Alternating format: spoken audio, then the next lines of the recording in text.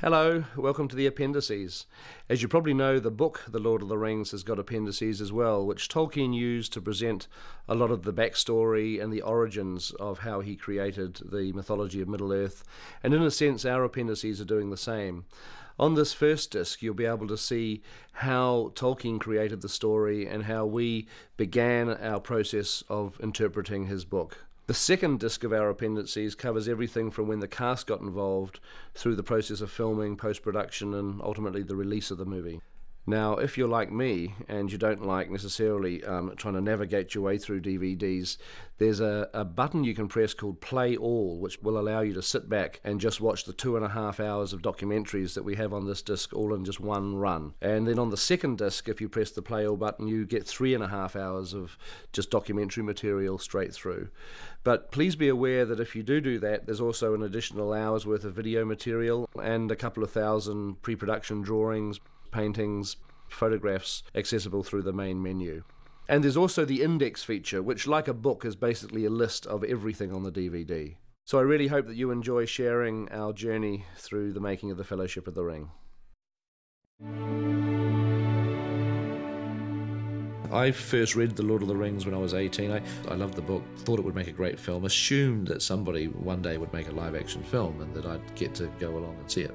I did find it was probably one of the first literary experiences that sort of really taught me the meaning of how powerful the written word is. You know, I read the books when I was in sort of 20s, and so it always left quite a vivid memory. I got hold of a copy from my dad when I was about 15, and he said, I'll give you about 6 months to read it, and I think I read it in about 2 months.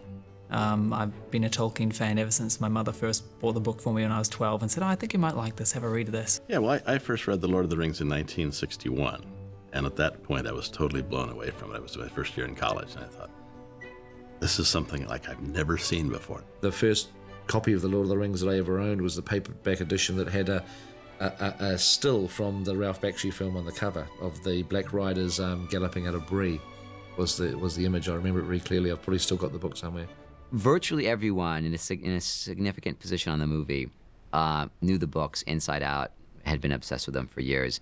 The first thing that Fran and I did was to take the 3 books of The Lord of the Rings and to break it down into what turned out to be a 90-page treatment. I read that in the middle of '97 and immediately was stunned that they'd actually managed to. There was Lord of the Rings, essentially Lord of the Rings. So I became a believer.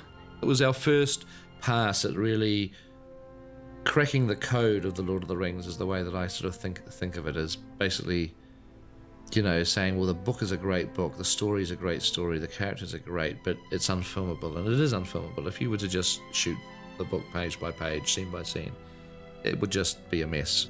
Here you've got a book that's 1,000 pages long. It encompasses a different geography, all kinds of races of beings and creatures. It's a book that took the author 15 years to write. This is a challenging book to try and put on film. You know, I always find that literal adaptations don't work. I think you've got to find what you think is essential to the book and make your movie of that. And in that way, you know, things started to happen, like, you know, lines that Elrond would say in the book were given to Aragorn to say in the movie. You know, a line that might appear in Lothlorien was suddenly, you know, put into the minds of Moria. But they're nonetheless, they're still Tolkien's language, it's still his words. Miramax, of course, were the first people to finance Lord of the Rings. Credit has to be given to the fact that they were strong-minded enough to take on this incredible task. We wrote the first screenplay. We immediately were going to start working on the second screenplay.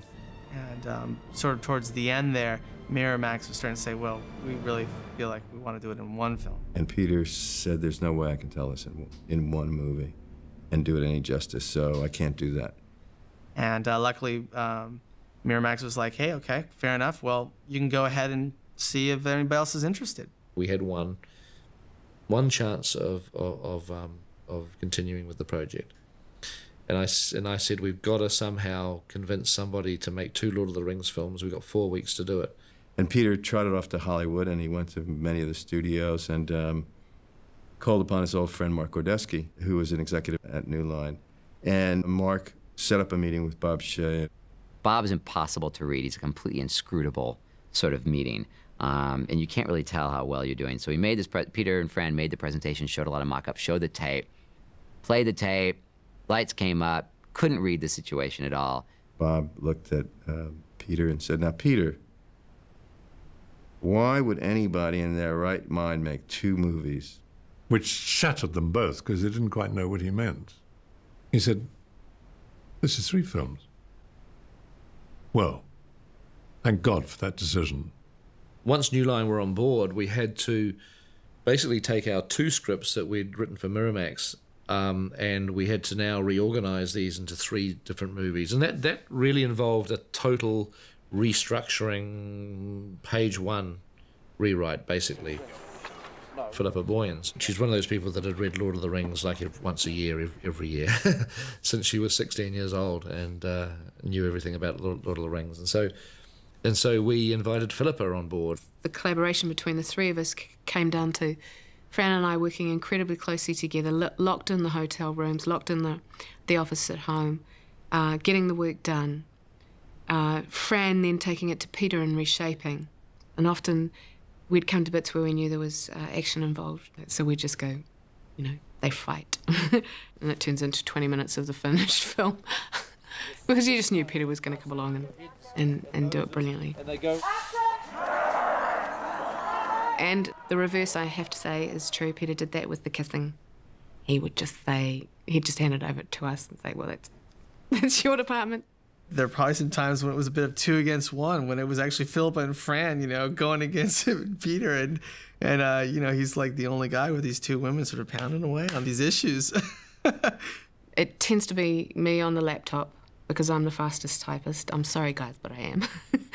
Fran always, she likes to write by hand, and her scripts are the ones that are covered with writing. I like to keep my scripts really clean. It's scrawled all over. So she's usually sitting on the floor surrounded by notes, surrounded by the scripts, and lots of paper.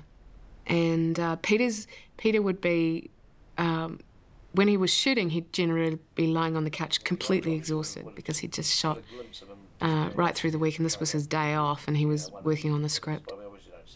The script was literally being rewritten, I'm not exaggerating, every single day and week for the entire 15-month shoot.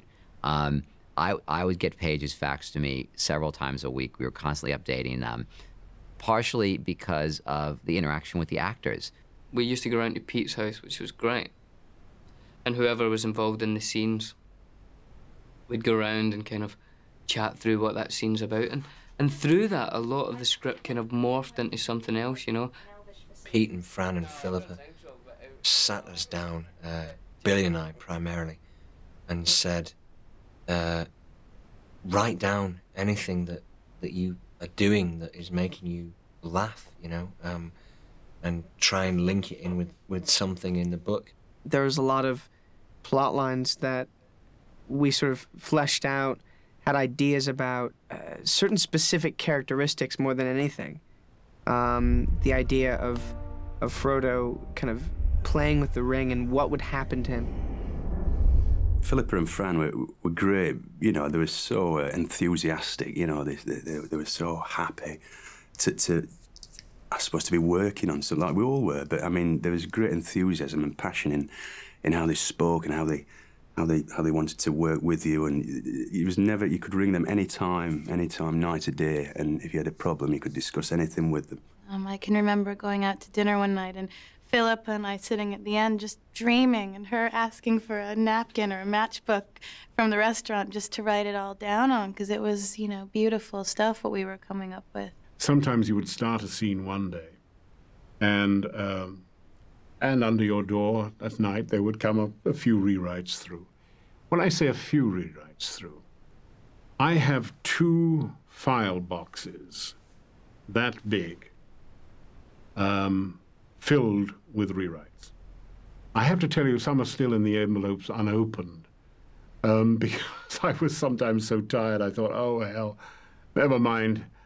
The actors who were now starting to own their characters were, you know, firing ideas to us, which, you know, I mean, some of them are good and some of them aren't, but you certainly gratefully accept the good ideas, you know, and this, you know, Fran described it as furiously laying the tracks in front of the train. It was as it was rumbling up behind you. There was no stopping the train, and the tracks just had to go down. It made for a degree of sort of controlled chaos. The artistic result was terrific.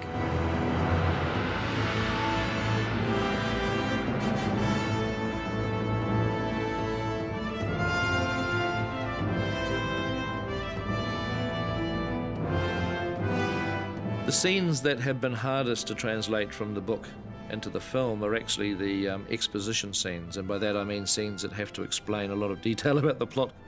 Early on in the development of the Fellowship of the Ring, Peter hit upon the idea of doing a prologue. He knew he was going to have to go through this long period of exposition, so he wanted something exciting, almost like you would do with a Bond movie. We really do need to like get people into the headspace and let them understand some of what we're talking about, so that when the story really kicks in, they've got, you know, they've got a background on things.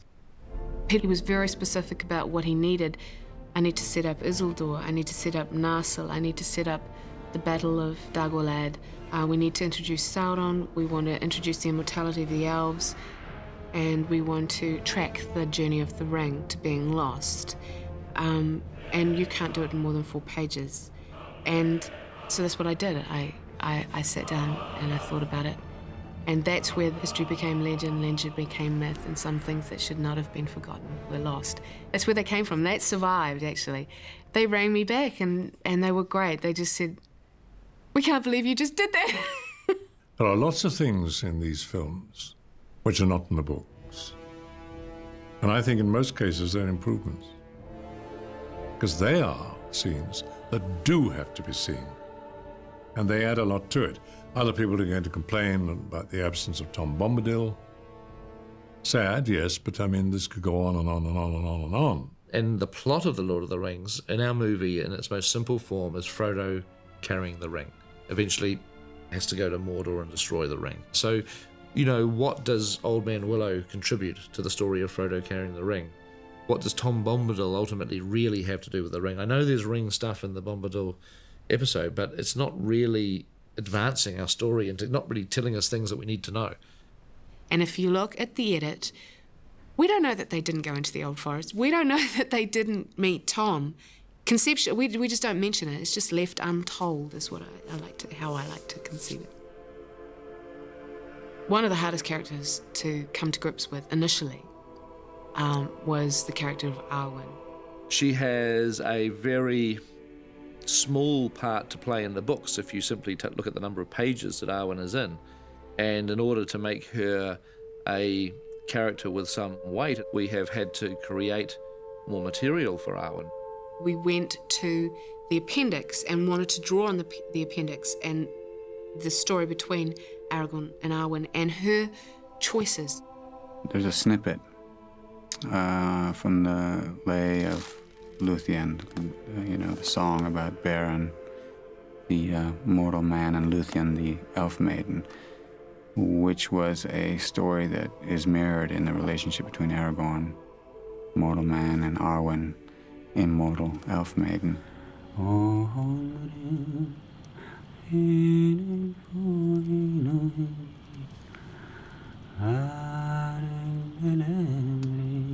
is she?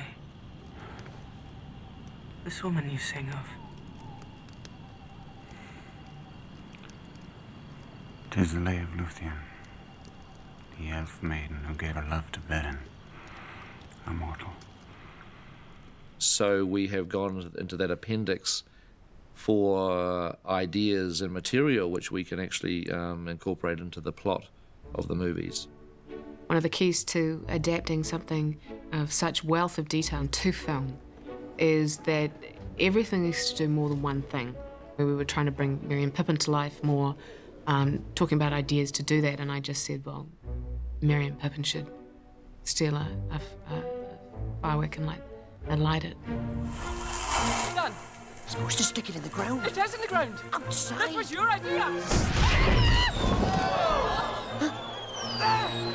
Even though I knew it wasn't in the book, I just felt that you need the energy at that point. Because this is a party. You want to see some lightness and fun at the front of this movie because it gets very dark. And you're looking for something unexpected. You're introducing two main characters. You're saying something about them. You're also referencing an event that actually does take place in the book, which is that Gandalf has a firework which becomes Smaug, the dragon. So, you want everything that you do to hopefully do 3 or 4 things in terms of turning that piece of prose into a filmic moment. One of the primary things it needs to do is reveal character. We tried to do this with Gandalf. Gandalf tells an awful lot of exposition in Bag End, but we also wanted it to reveal something of Gandalf's character, so that it's not just telling the audience the plot, it's also telling the audience that Gandalf may have made a mistake, that this is weighing heavily on him. A sense of foreboding starts creeping into the film. It's some form of Elvish. I can't read it. There are few who can. The language is that of Mordor, which I will not utter here. You can waste a lot of time, and we did do this. We waste a lot of time trying to bring so much of the world to life, trying to explain some of the cultures, such as dwarves. And what we discovered is if you want to explain to an audience about the culture of dwarves, you cast John Rhys Davies as the dwarf, and he'll tell you, he'll show you, he'll bring that culture to life for you. We could pass through the mines of Moria. My cousin Balin would give us a royal welcome.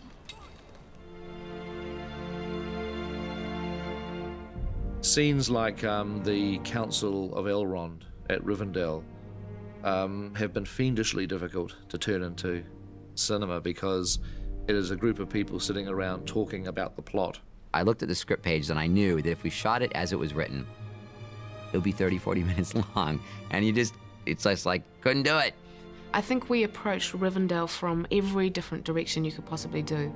It got to the stage where it was like, don't make me go back there. I can't go back to Rivendell, please. It's a scene that needs to get the Fellowship together. To establish the ring needs to be destroyed and to establish the danger of this ring, as well as allow for that moment when Frodo decides to take the ring. I will take it! I will take it!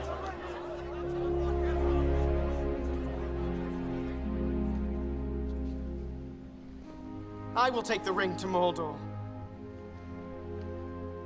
What we knew right from the word go was that the ring, as the source of evil, had to be somehow animated to almost become a character in the movie in and of itself.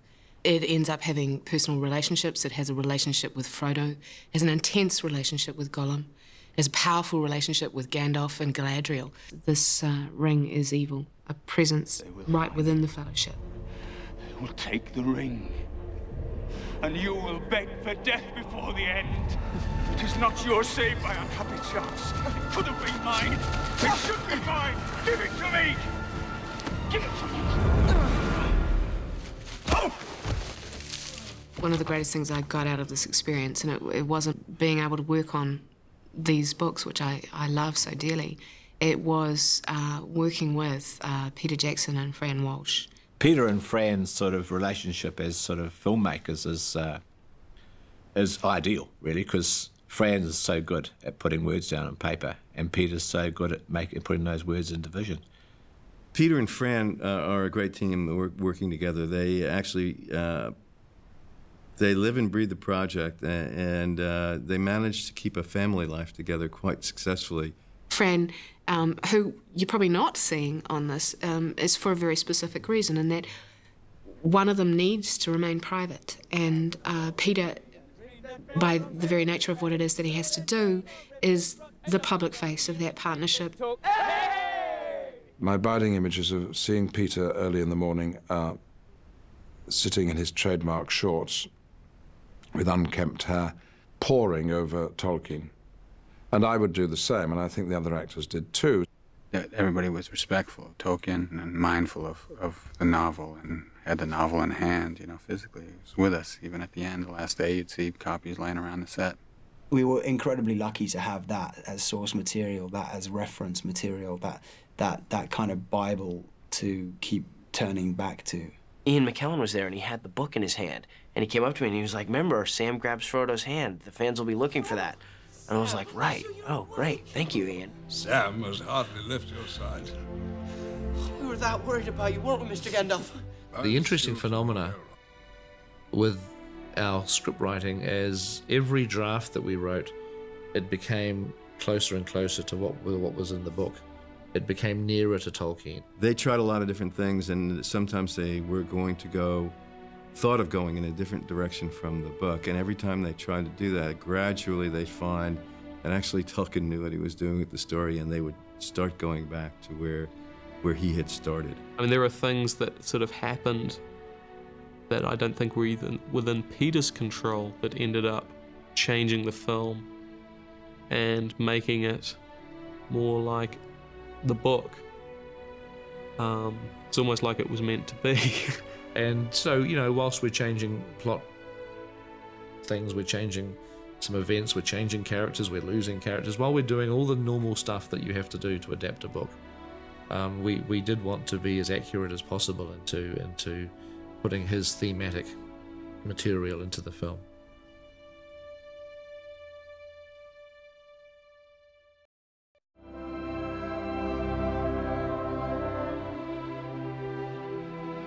I've always thought it was remarkable that Tolkien basically spent his entire life creating what he called the secondary world. You know, he created the languages, he created the thousands of years of history.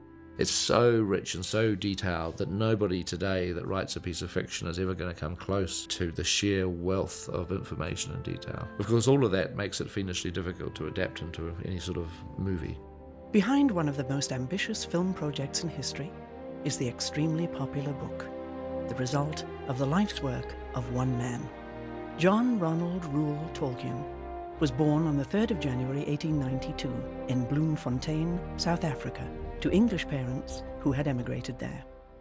Just a month after his 4th birthday, when John Ronald was in Birmingham visiting his grandparents, his father, Arthur, died suddenly. Tolkien became half-orphaned in a country he didn't know. The absence of a father would have affected him. In a way, he became the father to his younger brother. He was raised by his mother, who he was very close to. In 1904, Mabel died from complications arising from diabetes. Tolkien was only 12. After that, he was shuffling from one place to another with only a guardian to look after him. There were something like 10 different houses he lived in the city. That life is quite a complicated one, quite an eventful one for a child. His mother had been his first teacher, encouraging him to take an interest in words. Her death cemented his study of languages. And I think in those circumstances, the school really was the refuge. It was the stable element in his life. And I also think it was a particularly good school for the likes of Tolkien. The school, I would say, was not remarkable for literary development, but it was very remarkable for producing linguists. He formed a close bond with 3 school friends, and together they created the Tea Club of the Barovian Society, known as the TCBS, a small club based on the mutual love of heroic legends and sagas. This close friendship and shared interest in ancient languages continued throughout Tolkien's time in Oxford, where he went in 1911 to study English language and literature. But this idyllic period came to an end with the outbreak of war. Tolkien departed for France, serving as a lieutenant in the Battle of the Somme. Likewise, all of his close friends were drawn into the combat. He had a small group of close friends, and a few years later, nearly all of them were dead, all killed in the First World War. Once again, he found himself on his own. How could it not have had a marked effect on the way he wrote and the way he thought? And people do say that the major theme of his writing is death. During rare moments of quiet, he jotted down stories in a notebook, which he called the Book of Lost Tales. That's where Middle-earth was born. Some of the very earliest writings of Middle-earth that Tolkien created were done in pencil on a notebook while he was in the trenches. Tolkien's love of languages would eventually lead to him creating his own, and his lifelong pursuit of creating such language engendered the desire to create his own mythology. He felt deeply that England lacked a mythology. Well, England has no overriding mythology. We have a lot of folk tales, and we have borrowed a lot of other people's mythologies. The one that everybody regards as English is the story of King Arthur. But actually that's a complete mishmash from different sources, many of them French, our old enemy. So for Tolkien, the Romance mythologies were a very difficult thing. He didn't feel that they should be part of English folklore or mythology at all. He really mourned the fact that any mythology that England may have had been basically eradicated by the Norman invasion in 1066. There was this vacuum that Tolkien wanted to fill by inventing his own English mythology. Right at the end of his life, he was still working on the mythology of Middle-earth, and he died with his great sort of life work only partially complete. The Silmarillion, which was the story that he was writing in the trenches in 1917, wasn't published until after his death, and his son Christopher had to step in and do the finishing touches. Yet during his lifetime, elements of this mythology would reach the world through his novels. Tolkien returned to Oxford in 1925 as Professor of Anglo-Saxon, but 9 years later, an unexpected and seemingly innocuous event would change the life of this Oxford don forever. We have a story about Tolkien inventing hobbits. There he is, marking his examination papers, which is extremely boring, and he turns over and he finds a blank sheet and he writes on it, "In a hole in the ground there lived a hobbit." And that's the start of the whole thing. And so, the story of this small, nature-loving creature found its way into print.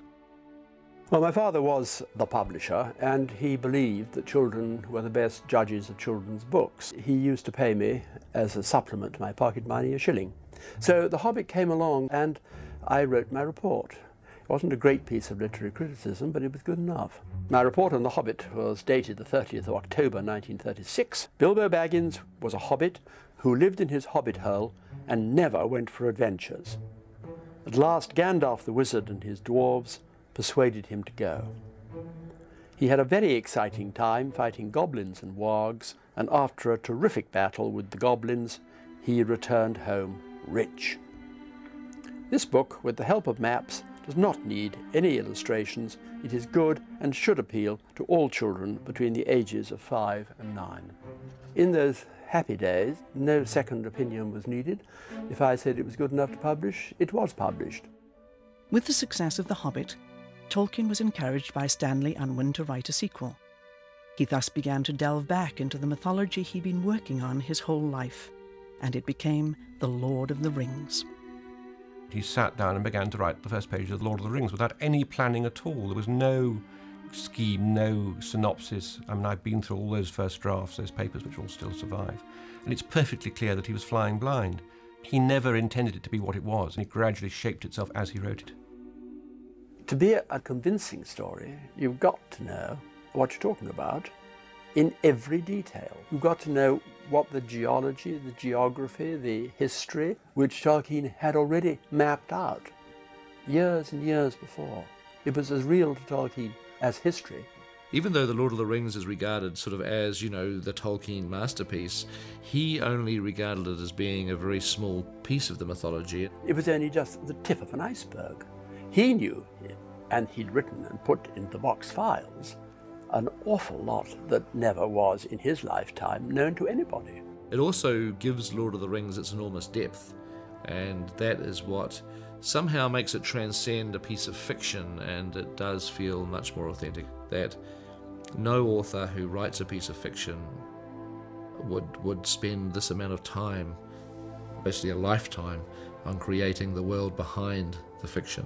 I desired to do this for my own satisfaction, and I had little hope that other people would be interested in this work, especially since it was primarily linguistic in inspiration and was begun in order to provide the necessary background of history for Elvish tongues. This was simply an outlet for his huge imagination, which had been stimulated by philology, by studying Germanic languages, by studying Norse sagas, by studying Anglo-Saxon poetry. And that drove him not just to be a scholarly investigator of it, but to be a creator in the same genre. The first volume of the Lord of the Rings trilogy, The Fellowship of the Ring, was published by Allen and Unwin in 1954. It had taken Tolkien 12 years to complete his epic work. By now, he was nearly 60. He was exacting to a degree on how the book was produced. He was extremely stubborn and obstinate, and he wrote it the way he wanted to. You did not go around editing Tolkien. That would have been the absolute final sin. After all, he was a professor of English language and literature and knew what he was writing. I had very carefully made my estimate of losing £1,000 on the basis that there would be a fall-off. There wasn't. In fact, by the time we got to publishing book 3, we had increased our print number and on the way to reprinting 1 and 2. Over time, the book increased in popularity, eventually becoming the 20th century's second most read book after the Bible. He was both pleased and gratified by the success, but it wasn't because of the money. He was gratified because it proved his point. And there was an element in it, I would have said, of schadenfreude. You know, they told him all his life that he was a kind of, you know, flogging a dead horse. And it wasn't a dead horse, it was a Derby winner. Tolkien fan clubs began to spring up almost as soon as the book became well known. Not quite as when it was published in the 50s, but by the 60s they were starting to appear. You began to go to the New York subway and see sort of inscriptions on the walls saying Frodo lives. And you began to realize that something was happening. And people were writing him letters telling him that they had adopted the names of his characters and they were getting married in ceremonies based on his books. And he was actually very upset by this because he was actually able to detach himself from his own invention. The phenomenon of the Lord of the Rings continues today, and its popularity can be attributed to fundamental themes of human existence. The themes of Tolkien are another way of honouring the book because, you know, as we were saying, there's so much detail that you ultimately can't recreate the world of the Lord of the Rings, you know, with everything in the books, but the thematic material is obviously critically important to translate that from book to film because the themes are ultimately at the heart of any book. And Tolkien's themes in particular were in his heart. There's a tendency to expect too much of Tolkien and to expect answers that he never intended to provide. And there's a simultaneous oversimplification of what he wrote. Tolkien himself was horrified at modern analogies being placed on his work. He always rejected the notion that the stories were based on World War II and the rise of Hitler and all that. I think to apply modern political thinking on a story that is essentially 50 years old is a little bit inappropriate. Tolkien's famous for disliking allegory and maintaining with great force in his foreword to The Lord of the Rings that this is not an allegory. As for any inner meanings or message, it has in the intention for the author none. It is neither allegorical nor topical. I cordially dislike allegory in all its manifestations, and always have done so since I grew old and wary enough to detect its presence. I much prefer history, true or feigned, with its varied applicability to the thought and experience of readers. I think that many confuse applicability with allegory, but the one resides in the freedom of the reader, and the other in the purposed domination of the author. What he means by allegory, of course, is that you can have a one-to-one substitution. So the ring equals, I don't know, nuclear energy. That kind of simple-minded interpretation is exactly what he was trying to avoid, and it's part of his genius that he didn't write an allegorical book. That's why new generations of readers can keep on finding meanings from their own lives because of what he called applicability, to enable you to fill in the precise meanings of the various things you're reading about from your own experience. I think what Lord of the Rings is very good at portraying is that you can be courageous without having courage. He was, I believe, writing the antithesis of commercial fiction. This notion of being able to go on and finding hope in hopelessness. The most poignant statements in The Lord of the Rings are the elves, for example, who have been fighting what Galadriel calls the long defeat. And they've been knowing that they will lose for the last few thousand years, but they will continue fighting until they're defeated. Courage is also shown by plodding on even when you have no hope in the affair at all. It is in the dark moment that the eye begins to see. You know, it's like when you've reached your lowest point, when things look bleakest, that's when you really get a wake-up call. Something is found within, you know, to deal with the situation, to at least make the effort. The emphasis on courage against overwhelming odds is essentially a pagan point of view. You fight on even though you know that in the end you will lose. You can't have courage without fear. You can't be truly brave without knowing that there is something to fear and to overcome that fear in order to go out there and face it. You cannot weigh up the likelihood of your success as part of your venture. And that is why Frodo makes such a wonderful hero, because he is a halfling, he is a hobbit, he is small, and the forces he faces are huge. Frodo's not the only hero. And of course, without the heroism of all the people who helped him, Frodo would have failed. Our fates are all interconnected, as opposed to depending on this heroic individualism. Tolkien was profoundly pluralist. The Lord of the Rings is a multicultural and multiracial book. Against that pluralism, you have Mordor, which is one ring to rule them all. I think Tolkien himself, personally, was quite pessimistic. But I think there's hope in the books. This is a phrase Tolkien used, by the way, hope without guarantees, a very good description of what his book offers. Despair is for people who know, beyond any doubt, what the future is going to be. Nobody's in that position. So despair is not only a kind of sin, theologically, it's also a simple mistake, because nobody actually knows. In that sense, there always is hope.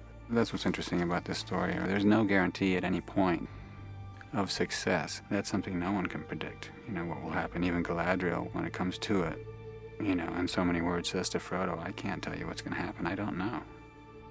More so than just being a straight struggle of good and evil, it is a struggle over loving the values of your world and being prepared to fight to the death to protect them.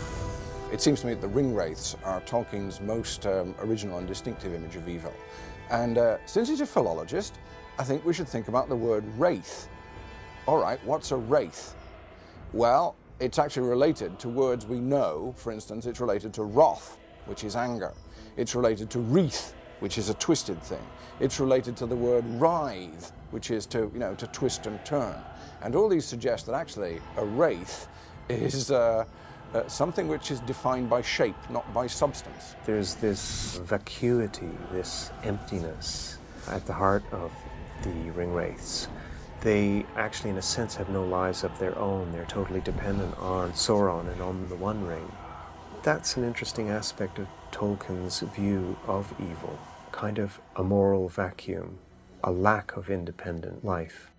This is something which is very distinctively modern. People of Tolkien's generation had a problem identifying evil. They had no difficulty recognizing it, they had to live through it. But the puzzling thing was that this seemed to be carried out by entirely normal people. And indeed, Tolkien, who was a combat veteran, knew that his own side did things like that too. The nature of evil in the 20th century has been curiously impersonal. It's as if sometimes nobody particularly wants to do it. In the end, you get the major atrocities of the 20th century being carried out by bureaucrats. Well, the people who do that kind of thing are wraiths. They've gone through the wraithing process. They don't know what's good and evil anymore. It's become a job or a routine.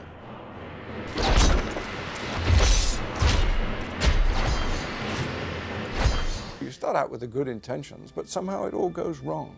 So it's a curiously distinctive image of evil, and I should also say it's a very unwelcome one, because what it says is it could be you. And in fact, under the right circumstances, or I should say the wrong circumstances, it will be you. You know, when people say that this kind of fantasy fiction is escapist and evading the real world and so on, well, I think that's an evasion. It's actually trying to confront something that most people would rather not confront. We can never be quite sure about the ring, which I think is entirely appropriate to the story. Right at the start, Gandalf asks Frodo to hand him the ring, and when Frodo passes it over, it feels very heavy, as if either Frodo or the ring itself was reluctant to pass it over. Now, which was it? Was it Frodo or was it the ring? If it's Frodo, then we're in a kind of Freudian universe. Frodo does not want to hand the thing over, so subconsciously his own wishes make the ring feel heavy. In that case, the source of evil is internal. On the other hand, it could be the ring that's gone heavy. If that's the case, then the ring is actually an external power and can actually deceive you even when you don't mean it to. And if it's just from outside you, and you know everybody can be trusted, good people can be trusted, then there's no real problem, is there? Anybody could take the ring. But that's not the case. We're told that again and again. You must take it! You cannot offer me this ring! I'm giving it to you! Don't tempt me, Frodo! I dare not take it. Not even to keep it safe. Nobody can be trusted because there's something in everybody's heart which is the start of the wraithing process. So the ring works both ways. In some ways it's an external power which is frightening and aggressive and which you've got to resist. In some ways it's a sort of psychic amplifier which brings out what your own problems and weaknesses are. It's clear that the ring is in its way addictive. It's got all the complexities of that state.